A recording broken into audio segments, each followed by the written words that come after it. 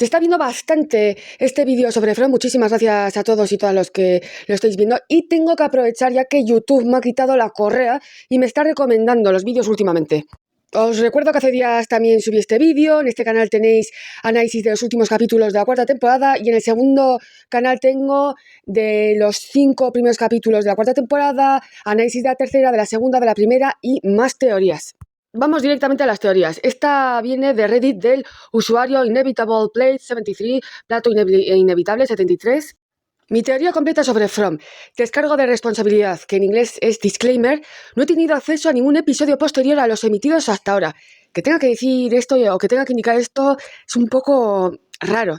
El siguiente texto solo refleja mis conclusiones hasta el momento basándome en las pistas disponibles. Ya la he visto 3 veces y por supuesto podría estar completamente equivocado. Dicho esto, creo sinceramente que la historia nos ha brindado suficiente información para comenzar a extraer las conclusiones que se presentan a continuación con mayor seguridad. En resumen, From trata sobre una historia rota que intenta corregirse. No es solo un misterio de un pueblo monstruoso, sino un ciclo repetitivo construido en torno a los niños, la memoria, el sacrificio, la narración de historias y los intentos fallidos por recordar la verdad. Mi teoría es que están atrapados en una realidad paralela maldita, creada mediante el sacrificio de niños y sostenida por un pacto sobrenatural a cambio de la inmortalidad. En esencia, la historia gira en torno a si las personas pueden romper los ciclos heredados de violencia, culpa y negación al recordar finalmente lo que realmente sucedió. No escapan simplemente encontrando el camino, el árbol o el portal correctos. Escapan cuando los niños sacrificados son liberados. El pacto original se releva o se revierte y la historia del pueblo ya no puede repetirse.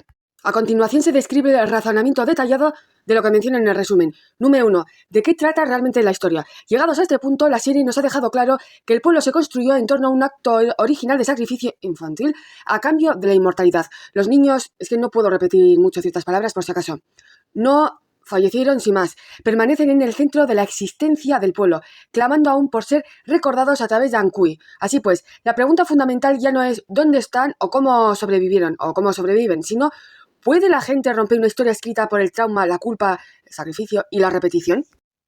Por eso la lógica de los cuentos de hadas cobra tanta importancia. Los libros de Ethan, Julie como narradora, El niño de blanco, Los niños fantasmas, el tono de rima infantil y la idea de que los acontecimientos pueden revivirse pero no cambiarse fácilmente. El pueblo se comporta menos como un lugar normal y más como un cuento de hadas perverso. Y con Julie tratando de comprender las reglas de la historia y Tabitha aún abriéndose paso a través del árbol de las botellas. La serie parece apuntar a una dirección. La huida no vendrá simplemente de encontrar una salida, sino de recordar, afrontar y finalmente romper la historia que se repite una y otra vez. Número 2. ¿Dónde están? Y a mí esto es lo que más impresionante me parece la explicación. Seguimos leyendo. Mi mejor teoría es que se encuentran dentro de una realidad de bolsillo sobrenatural creada por el sacrificio original y mantenida por la historia no resuelta de los niños. Tiene reglas, pero esas reglas son simbólicas más que científicas. Los caminos dan vueltas porque están dentro de una narrativa cerrada. Los árboles se mueven porque el mundo es inestable. Los monstruos vienen de noche porque el pueblo se rige por la lógica de las pesadillas. Los talismanes funcionan porque allí reside el poder de la creencia, el ritual y los símbolos. Los árboles botella funcionan como portales de historias, pero solo bajo ciertas condiciones. El faro parece ser un punto de salida, pero no necesariamente la vía de escape definitiva. Tabitha escapó físicamente del pueblo al final de la segunda temporada, lo que demuestra que el lugar no es simplemente muerte o alucinación, pero fue arrastrada de vuelta, lo que significa que escapar del lugar no es suficiente, ya que el ciclo subyacente permanece intacto. La cuarta temporada también ha sugerido hasta ahora que, abro comillas, las reglas han cambiado, especialmente en lo que respecta a si el árbol botella aún puede llevar a Tabitha hacia el faro. En resumen, se encuentran en algún punto entre un pueblo maldito, una dimensión carcelaria y una historia viviente. Punto número 3. ¿Quién lo controla? El candidato más fuerte es, por supuesto, el hombre de amarillo, ya que no es un monstruo cualquiera. Se mueve a plena luz del día, sabe lo que la gente descubre, aparece cuando se acercan demasiado y estuvo conectado a la radio que advirtió a Jim en la primera temporada.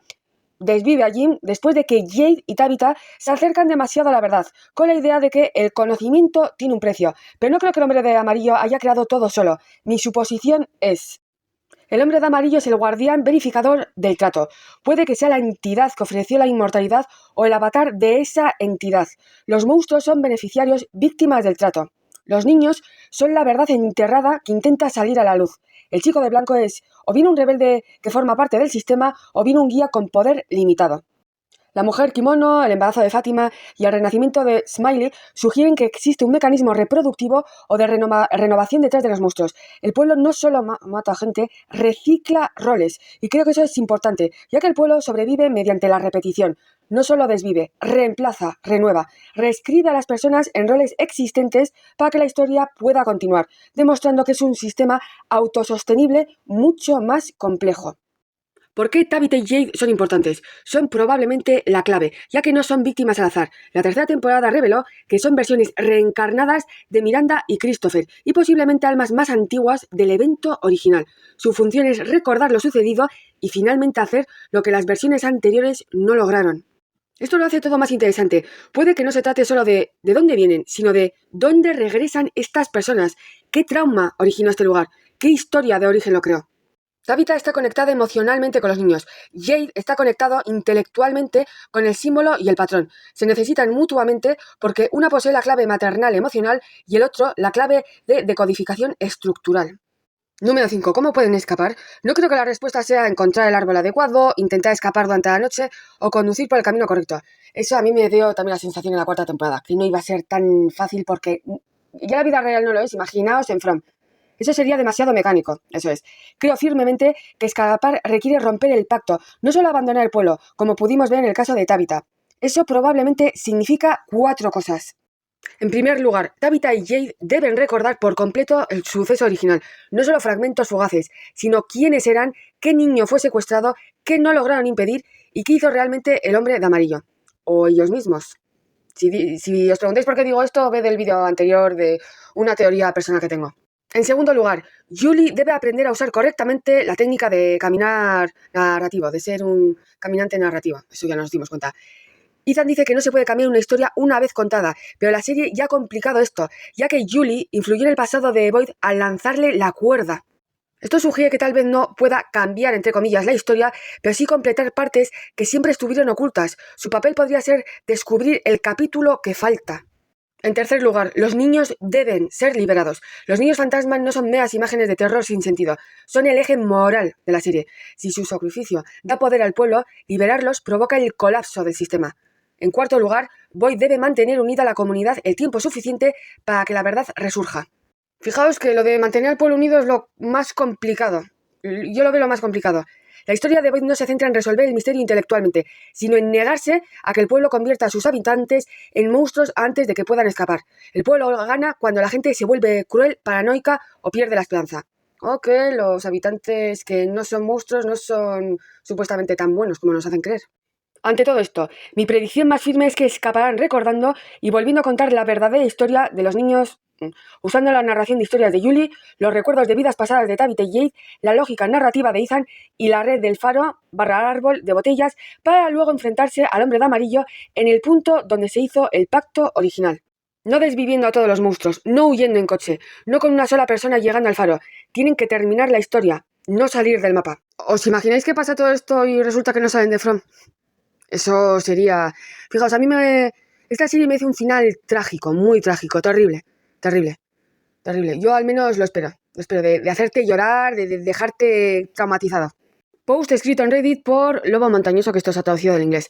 Leemos: mi teoría basada en una interacción final. Lo primero, en el episodio 9 de la cuarta temporada, el hombre de amarillo dice que Tabitha y Jade son los amigos más cercanos que ha tenido. Y segundo, en el episodio 10 de la cuarta temporada, el monstruo que está vestido como un cowboy dice, abrimos comillas, es bueno que todos estemos juntos de nuevo. Creo que la verdad es bastante simple. Tabitha y Jade, de los tiempos originales, presentaron al hombre de amarillo en el pueblo. Los monstruos son los habitantes originales del pueblo y estaban dispuestos al sacrificio. El hombre de amarillo es un intermediario de alguna entidad siniestra. Pero claro, es que mucha gente se pregunta entonces por qué visten a unos años 60, otros incluso más antiguos, cuando el sacrificio original todavía es que no sabemos exactamente la fecha. Teoría escrita por M. Bro 2010. Mi teoría tras volver a ver el programa. Posibles spoilers. Esta teoría está inspirada en otras que he visto y que me parecieron lógicas o que completaban mis ideas sobre la serie. Mi teoría es básicamente una sola idea, y la serie lo presentó 2 veces en los primeros 15 minutos del episodio piloto. Tabitha explica qué es un zigzag, un camino donde para volver al camino original hay que dar la vuelta y regresar por donde se vino. Y la historia de Norman nos dice dónde termina ese camino. Lo que los monstruos desviven, el lago de las lágrimas lo devuelve. Método y destino. Primer episodio. Todo lo que ha venido después ha sido la serie demostrando una sola frase. No se sale avanzando, se sale retrocediendo. Y retroceder significa recordar. Esto viene muy ligado al budismo, que para seguir avanzando tienes que ir al origen para entender. Si analizamos toda la serie desde esa perspectiva, los misterios individuales se funden en un solo sistema. Cada arma del hombre de amarillo es el olvido forzado. Las voces de Sarah, el nada de esto es real de Abby, la vida falsa de Henry, el ciclo se reinicia. Cada defensa es la memoria. Un talismán solo funciona detrás de una puerta cerrada porque la protección consiste literalmente en recordar lo que hay fuera y el olvido es lo que abre las puertas. El padre de Kenny casi dejó entrar a las criaturas, que por cierto, se habla de la madre de Kenny, el desvivimiento, la morición de la madre de Kenny, pero la del padre de Kenny es terrible también, terrible. Casi dejó entrar a las criaturas porque su demencia le decía que eran sus hermanos, y los niños fantasmas solo piden una cosa, Ankui, recuerda. Incluso los monstruos lo demuestran desde el más allá. Son personas que fueron víctimas y que no pueden dejar de recordar. Pintan a sus víctimas en las paredes del túnel todos los días. Todavía visten la ropa de la época en que fueron secuestradas. Conocen el nombre de todos y parecen personas normales y sonrientes porque el pueblo se mantiene a raya en la pesadilla de los niños desvividos. Monstruos nocturnos, puertas cerradas, amuletos con en la pared, no mires, y un padre o madre cariñoso y sonriente fue lo último que vieron esos niños antes del ritual. Todo el lugar es un recuerdo inacabado que clama por ser completado. Si os dais cuenta, esta casa con la primera que hemos leído. Por eso todos los intentos de escape hacia adelante fracasan. La torre de radio, la conducción, todo. Por eso el escape, entre comillas, de Tabitha la dejó de nuevo junto al árbol caído. La entrada y la salida son la misma puerta, pero los ciclos no son un círculo, sino un zigzag. Cada paso es ascendente. En esta ronda, Víctor creció. Julie puede literalmente regresar al pasado. Los huesos se recuperan y el pueblo finalmente se une. Sí, pero recuperar los huesos no tiene que ser la garantía de acabar con el ritual, de volver a recordar y acabar con esta supuesta pesadilla o lo que están viviendo. Así que al final, Julie regresa a la noche fundacional, porque no se puede romper un pacto cuyos términos nadie vivo recuerda. Los huesos van al lago, llave en cerradura y lo que la abre es la resurrección misma. Los niños se levantan y recuerdan a sus padres como eran, los rostros cálidos y sonrientes de antes del sacrificio. Vuelvo a repetir. Y si fueron los padres los que decidieron, esos padres, esa primera versión de Jid y Tabitha, los que decidieron deliberadamente hacer ese sacrificio porque querían la eternidad, la inmortalidad y el poder, por ejemplo. Y los monstruos finalmente obtienen lo que Fátima suplicó. Recuerden quién era yo. Son reconocidos como quienes eran antes del ritual, por los únicos que quedan que alguna vez los conocieron. 400 años pintando sus recuerdos en las paredes del túnel y los niños que emergen de esa agua son la respuesta a las pinturas. La maldición no se rompe desviviendo a los monstruos, se rompe recordándolos. En el momento en que ambas partes se recuerdan como eran antes del pacto, el pacto ya no tiene nada que sostener. Los monstruos mueren como personas y el árbol que siempre fue la entrada se convierte en la salida. El título fue la respuesta todo el tiempo, no importa de dónde vengas, sino dónde estés. En este programa vuelves a casa dando la vuelta. Si os gustan estos vídeos, dejádmelo saber, pero es muy curioso porque tanto esta última teoría como la anterior son muy detalladas, muy específicas.